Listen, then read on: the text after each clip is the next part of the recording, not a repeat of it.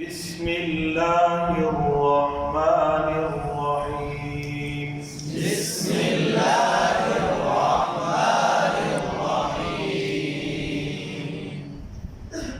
آخری اسباق کی ترتیب میں آج ایک مختصر سا خلاصہ عرض کرنے کا تجوید کے حوالے سے کہ ایک ہے تجوید علمی اور ایک ہے تجوید عملی۔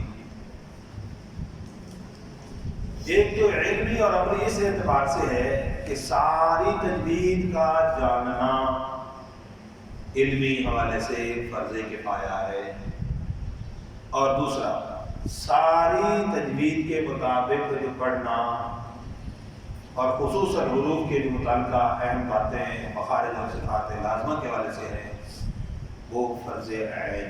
کیا ہے بھائی؟ مخارج اور صفات لازمہ کے ساتھ جو ہے وہ پڑھنا کیا ہے؟ فرض عین ہے۔ ایک تو یہ تقسیم ہے۔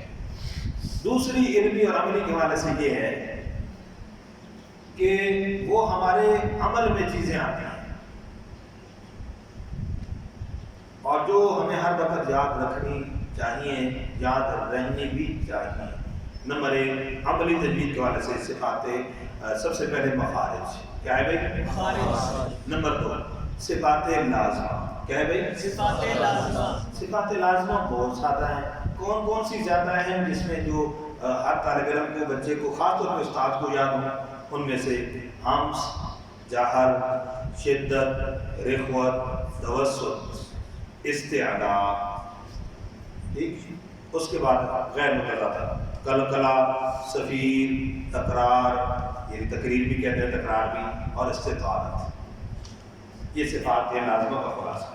آگے صفات عارضہ میں سے جو عملی طور پر ہمیں ہر وقت ضرورت پڑتی ہے، را کا موٹا اور باریک ہونے کی ضرورت پڑتی ہے۔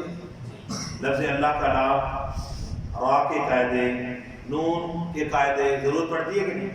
بولیں گے بچوں؟ اسی طرح میم کے قاعدے، غنہ، کبھی خفا، کبھی اظہار۔ اسی طریقے سے مد، چھوٹی مد، بڑی، متصل، منفصل، وقف کی مد، جی، مد لازم، قلبی مسکل، حرفی مسکل، یہ مدیں سمجھ آئے۔ اس کے بعد ہے وقف۔ کیا ہے بھی؟ وقف بھی تفصیلی بہت زیادہ ہے، لیکن جو ہمیں ضرورت پڑتی ہے عملی حوالے سے وہ کیا ہے؟ وقف بالاسکان، وقف بالسکون، وقف بالابدال۔ ابدال دو طرح کے ہیں، دو زبر کی تنوین کو الف سے اور وہ تا کو آ سے۔ اس کے بعد پھر اور کون سے اور ہیں؟ رموز۔ کیا ہے بھائی؟ رموز میں جو اہم رموز ہیں وہ کون سی؟ نمبر ایک گول دائرہ کہتا ہے، جس کو ہم آیت کہتے ہیں، ٹھیک ہے، نمبر ایک۔ نمبر دو میم پر جو وقف ہوتا ہے، میم کی جو رمز ہے وقف لازم کی آمد۔ نمبر تین واو، کون سا بھائی؟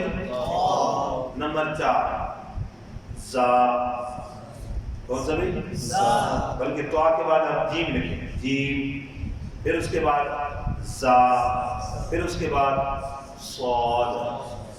ٹھیک ہے، جائز، مجوز اور مرخص، رخصت۔ ٹھیک ہے جی، یہ وقوف سمجھ آ گیا؟ یہ وقوف وہ رموز ہیں۔ اس کے علاوہ جن پر ہم وقف کریں، اور یہ جو میں نے پانچ بتائے، پانچ چھ وقف، یہ وقف ان پر جب وقف کر لیں تو پیچھے سے لوٹانے کی ضرورت نہیں ہے۔ سمجھ آ گیا؟ اس کے علاوہ جیسے وقف النبی، وقف جبرائیل، وقف غفران، وقف معانقہ، وقف منزل، یہ مختلف قسم کے جو قرآن میں سائڈ پر اشارہ کیا ہوتا ہے، لکھے ہوتے ہیں، ان جگہوں پر وقف ہو جائے تو پیچھے سے اعادہ کرنے کی ضرورت نہیں ہے، بلکہ مابعد سے پڑھیں گے۔ ٹھیک ہے جی، تو یہ موٹی موٹی باتیں ہیں جن کا ہر استاذ کو علم ہونا، یہ عملی تجوید ہے۔ یہ کیا ہے بھائی؟ جتنی میں نے بتائی ہے یہ سب عملی ہے، جو ہمارے پڑھنے میں روزمرہ استعمال ہوتی ہے، آتی ہے۔ اس کے علاوہ علمی تجوید کا خلاصہ مختصر یہ، جیسے اجتماع ساکنین کے قاعدے، اب کسی کو نہ بھی آتے ہیں لیکن بچہ ہجا کر رہا ہے، صحیح پڑھ رہا ہے۔ ادغام مثلین متجانسین، یہ علمی باتیں ہیں، پتہ ہو تب بھی بچہ ٹھیک پڑھتا ہے، نہ پتہ ہو پھر بھی بچہ صحیح پڑھتا ہے۔ اس طرح ہائے ضمیر کے قاعدے، اسی طریقے سے حمزے کے ابدال، ابدال اور اس میں تصحیح اور دوسرے جو اس کے اندر قاعدے حمزے کے 2 حمزوں کے اکٹھے ہو جانے کے، ٹھیک ہے، اس کا بھی پتہ ہو نہ پتہ ہو پھر بھی بچہ صحیح پڑھتا ہے. یہ مزید جو تفسیرات ہیں یہ کیا ہیں؟ علمی باتیں ہیں.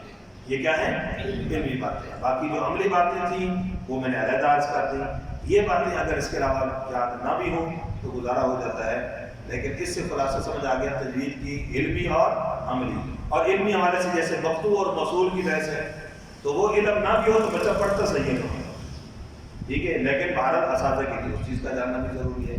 بہرحال آج میں نے مختصر سا خلاصہ تجوید علمی اور تجوید عملی کا عرض کر دیا. اور اللہ تعالیٰ سے دعا ہے اللہ تعالیٰ مجھے بھی اور ہم سب کو عمل کے اعتبار سے تجوید کو صحیح طریقے سے پڑھنے کی توفیق عطا فرمائے. اس لیے کہ تمام علوم علم ہونے کی حیثیت سے قبر میں ہمارے ساتھ نہیں جائیں گے، بلکہ عمل کی صورت میں ہمارے ساتھ قبر میں جائیں گے. تو اس لیے اس علم کو بھی اس طریقے سے ہم عمل کے اندر ڈھالیں تاکہ یہ علم جو ہم نے دنیا میں حاصل کیا یہی علم ہمیں قبر میں بھی کامیابی عطا فرمائے اور قبر میں بھی کام آئے. کریں گے میرے دن انشاءاللہ.